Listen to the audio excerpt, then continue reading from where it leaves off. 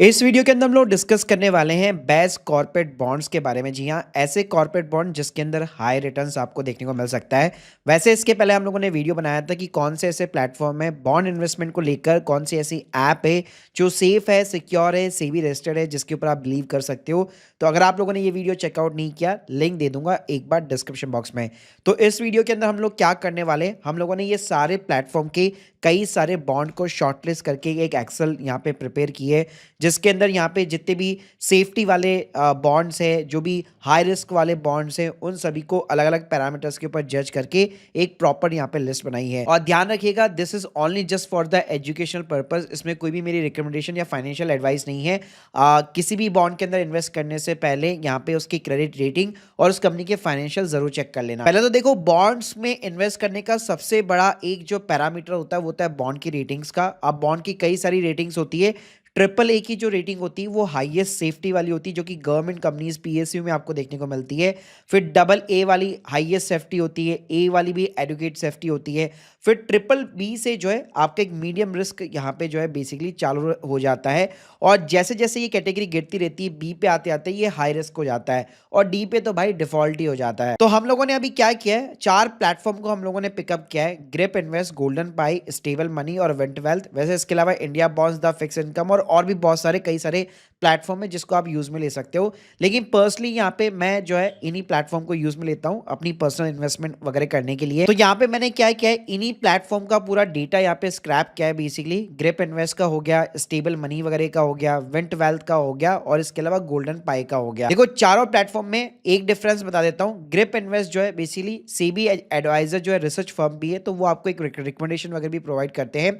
और वहीं पे गोल्डन पाई में एक्स्ट्रा फीचर ये मिलता है कि राइट नाउ जो करंट एनसीडी आईपीओ जो चल रहे होंगे उसके अंदर भी आप यहाँ पे शुरुआत कर सकते हो। तो स्क्रीन के सामने आप देख सकते हो, हम लोगों ने ये प्रॉपर एक यहाँ पे लिस्ट बनाई है, और ये कंटेंट जो है आपको डिस्क्रिप्शन बॉक्स में दे दूंगा, जहाँ से इसको आप अनलॉक कर सकते हो।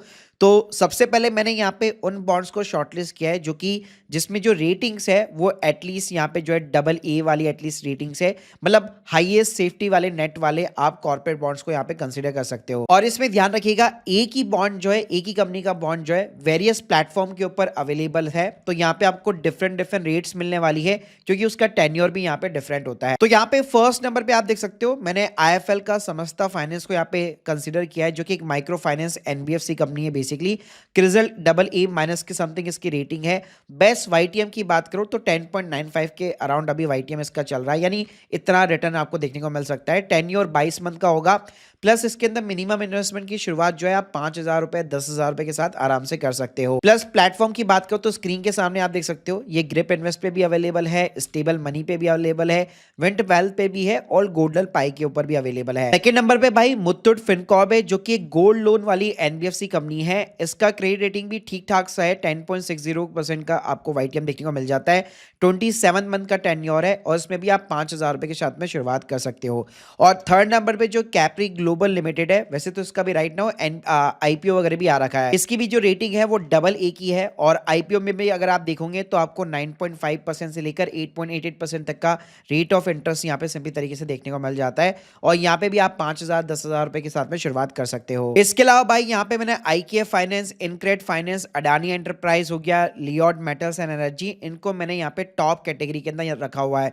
तो अगर आप हाईएस्ट रेटिंग वाले बॉन्ड्स देखोगे तो 9 से 10% तक का आप रिटर्न यहाँ पे एक्सपेक्ट कर सकते हो। और यहाँ पे एक और चीज का ध्यान रखिएगा, यहाँ पे अगर आप अर्ली एग्जिट मारना चाहते हैं तो कुछ प्लेटफॉर्म जैसे ग्रिप इन्वेस्ट पे कभी भी आप अपने बॉन्ड्स वगैरह को सेल कर सकते हैं, और अपने विजुअल जो रिटर्न्स है वो जरूर देख लीजिएगा, क्योंकि मोस्टली यहाँ पे आपको मंथली बेसिस पे यहाँ पे जो है इंटरेस्ट मिलता रहता है। तो ये जो सारे वाईटीएम्स वगैरह होते हैं ये एक्सआईआर होते हैं, और इन्वेस्ट करना भी बड़ा ही आसान होता है कि किसी भी पर्टिकुलर जितने भी आप यूनिट इन्वेस्ट करना चाहते हैं आप वो सेलेक्ट करके सिंपली यूपीआई नेट बैंकिंग के थ्रू प्रोसेस कर सकते हो। उसके बाद में बॉन्ड सिंपली जो है आपका जो भी लिंक डीमैट अकाउंट होता है उसके अंदर क्रेडिट हो जाता है, और जो भी बैंक अकाउंट आपने दिया होता है उसके अंदर आपका प्रॉपर तरीके से इंटरेस्ट भी आता रहता है, और इसकी पूरी डिटेल्स भी यहाँ पे आपको देखने को मिल जाती है। इसके अलावा अगर मैं मीडियम यहाँ पे रिस्क की बात करूँ, जहाँ पे आपको 9.25% से लेकर 11.76% तक का वाईटीएम यहाँ पे सिंपली देखने को मिलता है।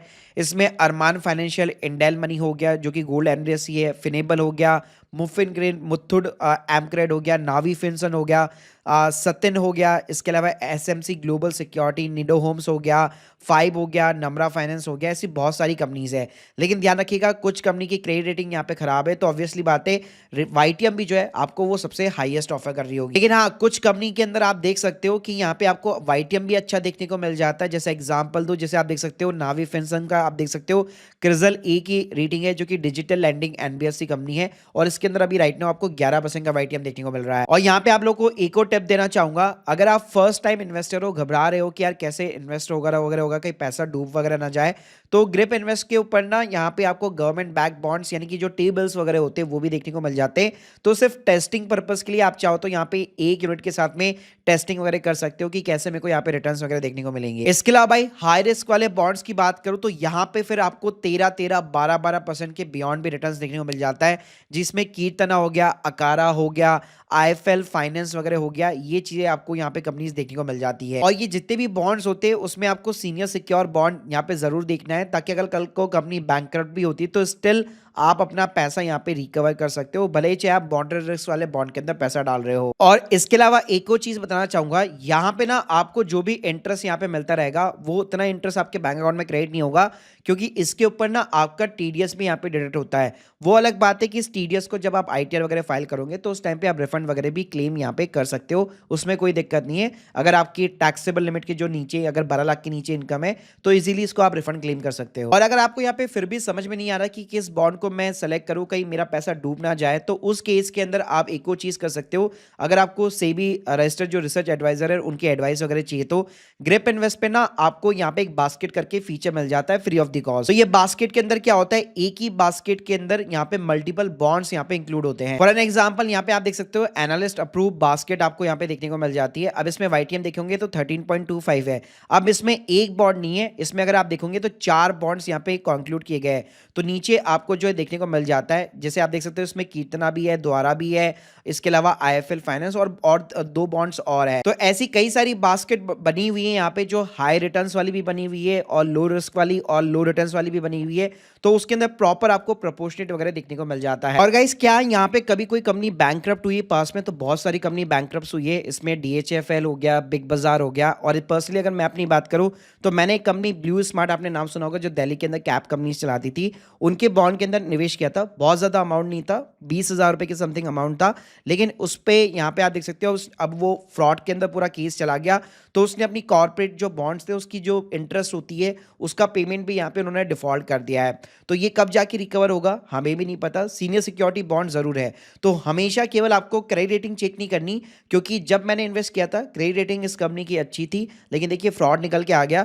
तो क्रेडिट रेटिंग के साथ में आपको कंपनी के फाइनेंशियल्स भी हमेशा जो है चेक करने हैं। So guys hope you like this video, please subscribe our channel. अगर आप लोग चाहते हैं कि मैं बॉन्ड से रिलेटेड और यहाँ पे वीडियोस वगैरह बनाऊं और डेप्थ के अंदर, तो प्लीज मुझे कमेंट बॉक्स के अंदर जरूर बताइएगा। और जितने भी सपोर्टेड लिंक है, link in the description box. Thank you guys, thank you very much.